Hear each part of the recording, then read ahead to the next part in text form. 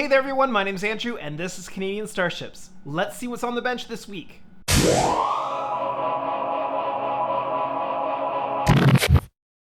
This week's update on the bench might be a little bit shorter than normal. There is a lot going on being the end of the school year, but I've still managed to hopefully make a lot of progress on the 3 Enterprise E projects that are on the bench. One's a repair, one is a static build, and one is a lighted build. Also, I want to get your opinion on the next project, so let's get right at it. But before we get started, why not take a moment and click the subscribe button, and while you're here, click on that notification bell so you don't miss a single video.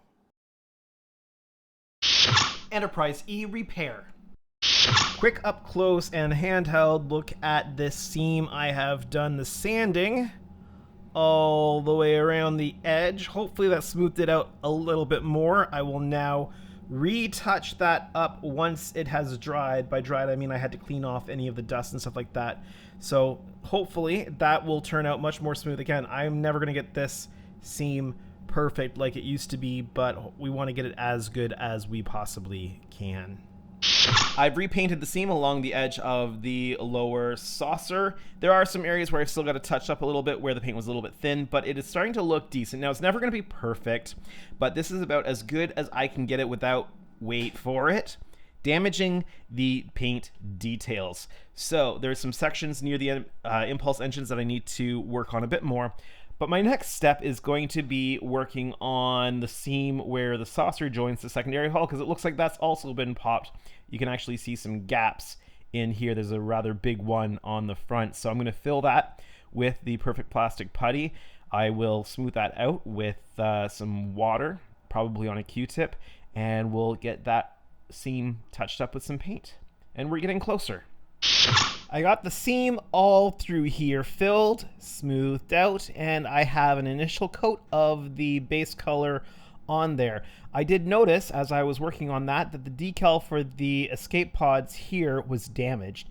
So I've cleaned this up a bit, got it ready for another decal to go on. I will have to put some clear coat over top of that before I apply decals, but I do have spare decals, so I will put a new escape pod decal over that section. I've touched up these black decals just above the Bizarre Collectors here with some black paint, and it's turned out really well. You really can't tell the difference between the black decal and the black paint, so that's going to turn out really well. I also noticed that there were some significant gaps and cracks in this area here, likely where the nacelle was popped open. It's on both sides, so that has a rough first round of Perfect Plastic Putty. And once that fully cures, I will smooth that out, see how that looks, and that section will require some paint touch-up. Enterprise E static build. On the static build, I've completed the masking of the windows on the secondary hull, and so I am now moving on to the saucer section for the lower half. These are primarily these dormer type windows, so those have all been masked in, but you've also got these teeny tiny windows along this wall that's been recessed into the saucer. So those are very, very tiny, and they took a bit of time to do, just like the ones on the secondary hull, but those are complete. So now I'm going to give those a seal-in coat of the black primer so that they don't come off. Last little bit on the static build for this update. All of those window masks are in place, and I've given her a top coat of white primer. The only reason for doing the top coat of white primer is to assist the actual base coat in its coverage. So if I give it a white primer coat, then the less work the actual paint's going to have to do on the surface of the model.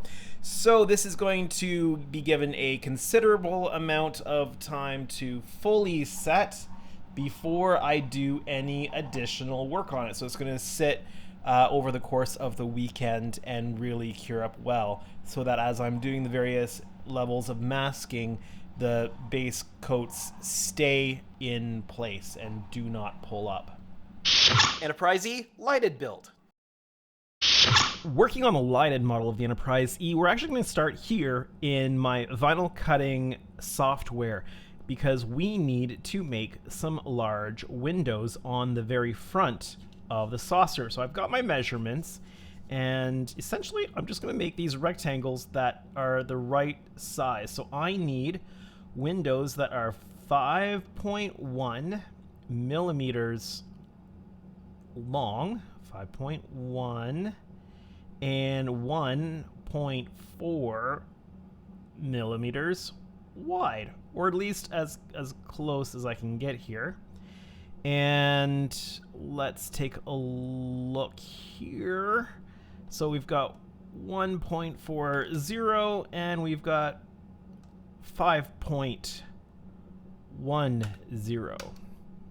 So these are now exactly the right size. Oh, I didn't mean to do that. Let's get rid of that. So we've got exactly the size of shape here that we need on the front window. Now I'm going to copy that and print it several times, leaving space in between because that's the best way for this to work. I'm also going to, since I'm at it, print up some extras in case I need them. And with that, we've got window masks created. Now I just need to print.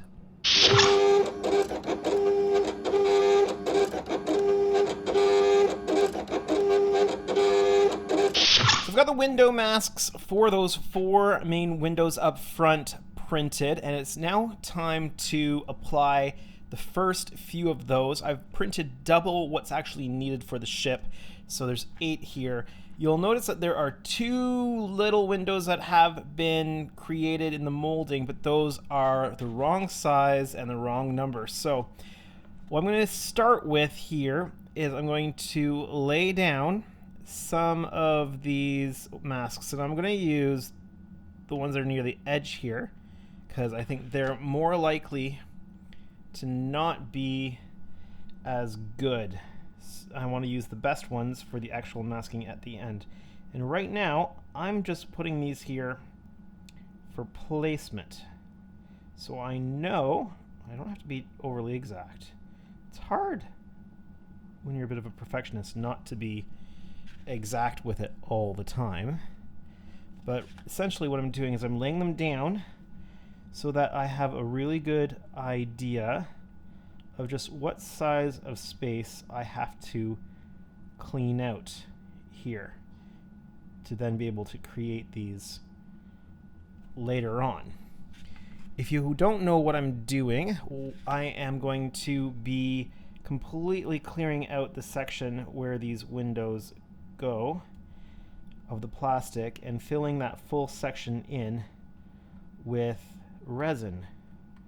And then I'm going to go back and mask the windows off for painting. And that's going to give me 4 nice, crisp, clean windows up front here.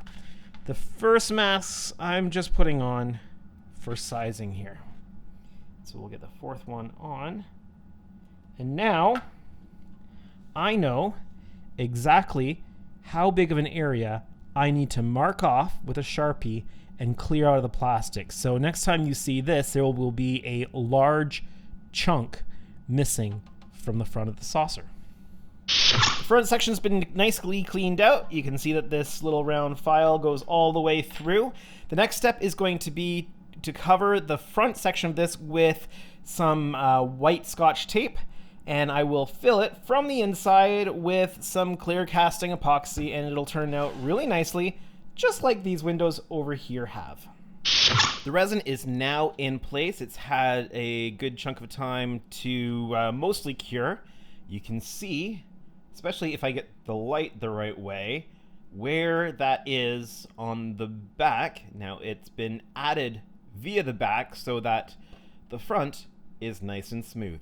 So when it comes time to painting, I will put those window masks back on and we'll have some really nice windows. They turn out really well and they become fully flush with the hull, so there's no cleanup to do afterwards. Works out really well. And since I spent most of the time I allocated for this kit this week working on this main window here, I've not completed the rest of the windows on the saucer. So if you guessed that I'd get them all completed, nope. If you guessed that I would not get them all completed, you won. Upcoming project. So the next project that's going to be on the bench, apart from the big 3-foot Enterprise D project, is a 1400 scale Enterprise D project. And I have several kits to choose from, and I want your input. You see, I can either do a clear 1400 scale Enterprise D. I have 3 of those kits right here. Or I could do the old opaque, gray colored plastic Enterprise D kit, of which I've got 3 kits here. So I want to know from you, which one would you like to see me build on the channel? Would you like to see the clear kit, or would you like to see the older opaque kit? Let me know in the comments below. And that's going to be it for this update from what's on the bench at Canadian Starships this week. I hope that you've enjoyed it. Bit of a shorter video, but I did get a fair bit of progress done on all of the projects. I didn't quite get my goals accomplished. I wanted to get the repair job out of the shop, but we'll see about getting that done next week. And I wanted to get all the windows drilled out on the top saucer of the lighted model. Again, didn't quite get there. Just haven't had quite as much time this week. Next week, I've got a whole lot of extra time in the shop to work, so either a bit of a longer episode or more progress to show. We'll see. Again, I want to know which of those Enterprise D kits you want to see me build. Leave a comment down below in the comment section, letting me know which of those you want me to build, either the clear one or the opaque one. They'll turn out the same in the end. It's just different approaches for different kits. So it's whichever one you want to see me build, leave a comment down below. I hope that you've enjoyed this update. If you did, make sure that you hit that like button. If you're new to my channel or you haven't done so yet, why not hit that subscribe button today? You'll make me very happy if you do. But for now, my name is Andrew and this is Canadian Starships. Have a great day, everyone.